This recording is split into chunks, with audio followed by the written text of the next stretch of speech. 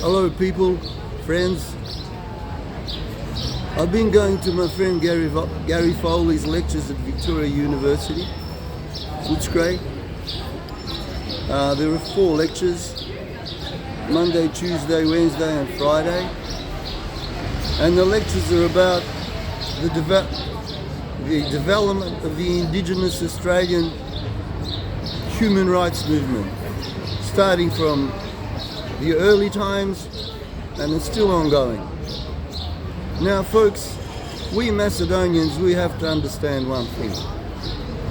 While there is a difference between the colonisation of Australia and Macedonia, there are also many similarities. So I mentioned this to my friend. I said, look, the differences here is that you guys were a country, a land of many different nations with different languages, but you were occupied by one power. So then you all had to unite to be against that power. So whereas the difference between us is we're the one people who are occupied by 3 major different ones, and there's a small occupation in Albania. But to Albania's credit, Albanians in Macedonia, Macedonians in Albania do have more rights than what they have in Bulgaria and Greece.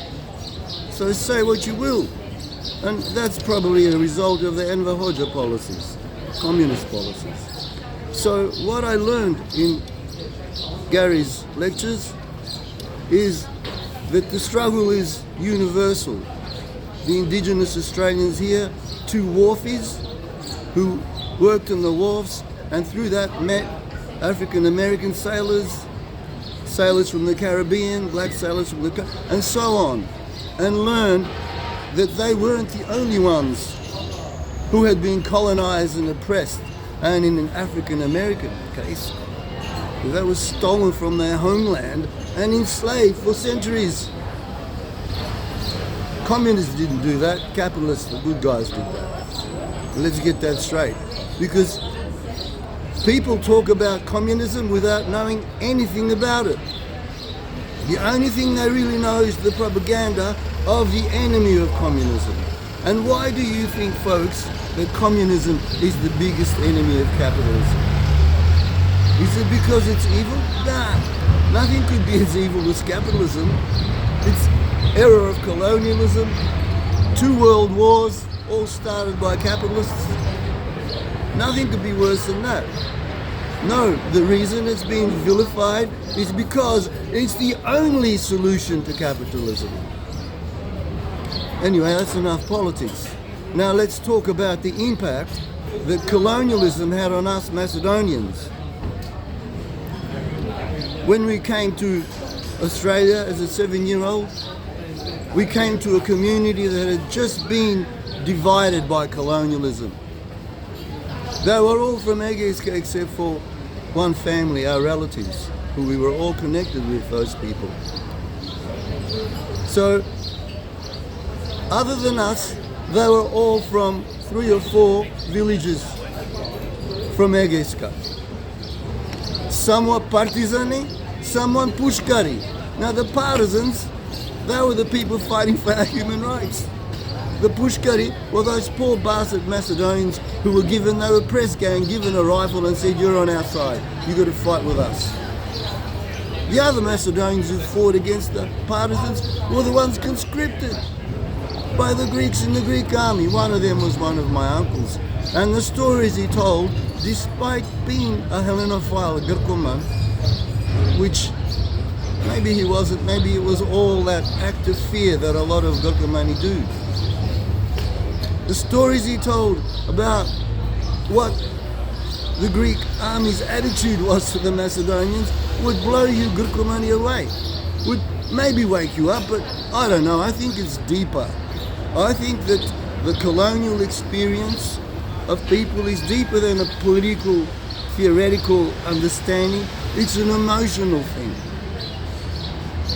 Because it's emotional because you've been told you are not what you are And if you say you are what you are, you're not as worthy as us. We're better than you.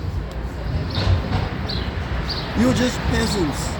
We are the heirs of the greatest European ancient civilization, Hellas. So I understand why a lot of you thought, yeah, what are we at? And one person actually said to me, Shobet meni ovčari selani. I wanted to say, Shobea grcite. Predana prav držate, I ti je Shobea. See, a lot of our people don't know that the Grkomani and the Bulgaromani, they're not the first people that had to change their identity. In fact, most Bulgarians are very linked with the Bulgar tribe that set up their kingdom. I think it's like 3% or 4% of DNA for most people. So they have no real link. But when they did their countries, they transformed themselves into Bulgarians, whatever hell that means. Now, a lot of you don't know this very important fact. You think, when we used to speak in, the old people, when they spoke in Shepparton and Melbourne and everywhere, amongst themselves, they'd say, Starite Grci. And me, having gone through this education system, I used to say, the Greeks. But all those people used to say, study the Grci, they had no clue, no idea. Me, who had an education to university level, even I had no clue, no idea who the modern Greeks were. I thought, really, they are Greeks descended from the ancients, blah, blah, blah. So, one day, I walk into a bookshop in Athens, the irony of it. The English-speaking bookshop in Athens, I pick up a book, and it says, curiously enough, the founders of modern Greece were a non-Greek lot. I thought, what the hell are they talking about? Now, the book was written by an Englishman who loves Greeks, but Phil Helley, despite offering that gem of real knowledge to start, he then goes on to whitewash it and say, yeah, but they're really Greeks. That's how bizarre it is. So anyway, the people who fought against the Turks in the Peloponnese and the islands, they were what we in Macedonia used to call Arnauti. In Greece they call Arvaniti, which is another name really, a corruption of Albansi. I think it's an Ottoman era corruption, I'm not sure. So, the first Grkomani didn't force anyone to be. They willingly accepted it. The first presidents and prime ministers, the Kundurioti brothers of Hydra, couldn't speak a word. They couldn't say Kalimera. So, Nashi, if you think somehow it's cooler to belong to a nation that's itself fake in its connection with the past, if you think it's cooler to be with them and you're willing to give up your maternal and paternal heritage, culture, a language, and adopt something, most of you still don't even speak Greek here in Australia. You're a poor funny lot, honestly. You're more to be pitied, and that's what I feel.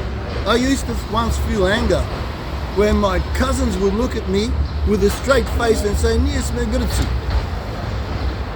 How could that be? If they are Greek, I'd have got to be a Greek. And if I were Greek, we'd speak Grčki. We'd have, not just us, we'd have Greek relatives out there. Now, this is a really heartfelt thing for me because I grew up in the twilight zone of Shepparton, where siblings identified differently, where sons and fathers had different opinions. Now, how can that be reality? But what stuffs that reality up is the inclusion of the foreign element. That's the inclusion of Greekness. Greekness is a 19th century fabrication. Sorry to say that. I've got a lot of Greek friends, and once upon a time I had thousands of Greek customers. I've got absolutely no problem with many Greeks. My problem is with the fascist ideology they've adopted, which denies me the most basic human right, that is the right to self-identify. I know who I am. I don't need someone from Kalamata whose grandparents spoke Greek until a couple of years ago to say to me, you're a Vulgaros. Είσαστε Βούλγαροι, εσύ δεν υπάρχει Μακεδονία. Now, when Greeks say δεν υπάρχει Macedonia, there's never been a Macedonia, that's bullshit. There never was a Greek nation, but the ancient Macedonian nation. Now, for your information, folks, in the 19th century, most countries of Europe are 19th century creations, like Greece. There's only a few that were old kingdoms. Germany wasn't a country until the 1880s, Italy and so on. So the only country of the ancient past that was considered a nation state, that is a nation based on the ethnicity of its people, is ancient Macedonia. And in the 19th century, when all these countries were creating it, the ancient Macedonia was the model of modern nationalism. Anyway, let's not make this anti-Greek or anti-anything shit. This is information. So, before I go, I want to say one more thing. I don't need to go 2,300 years back to have a connection with Macedonia. I was born in Macedonia. My father and mother were born, my grandparents, my great-grandparents, and so on and so on. The only link that I have with any name that is natural, based on my location, based on the people who gave birth to me, based on the community I grew up in, is Macedonia. All the other stuff, as I said, Bulgarians, that's a misnomer. Modern Greece, that's also a misnomer in terms of reflecting the reality of who the people were who created those nations. So Albanians can make a Greece, no problem. Slavs can make a Bulgaria. Slavic-speaking people can make a Bulgaria, a Turkic tribe, Turkic language. We Macedonians, who are Macedonians not because it belongs to us, that's the most ridiculous bullshit anyone can tell you. A country doesn't belong to its people. The people belong to its country. And that's we Macedonians are Macedonians because we belong to Macedonia. We have no other link. Not in living memory, no other link. Anyway, folks, if you've gone this far, I want to thank you for listening. But this is very important. It's a struggle for the most basic human rights. It's the same struggle that is going throughout the world. And we Macedonians, unfortunately, we have allied with the people who have been pulling the strings that deny us the right to be Macedonians. Get that through your head. Take it easy, folks.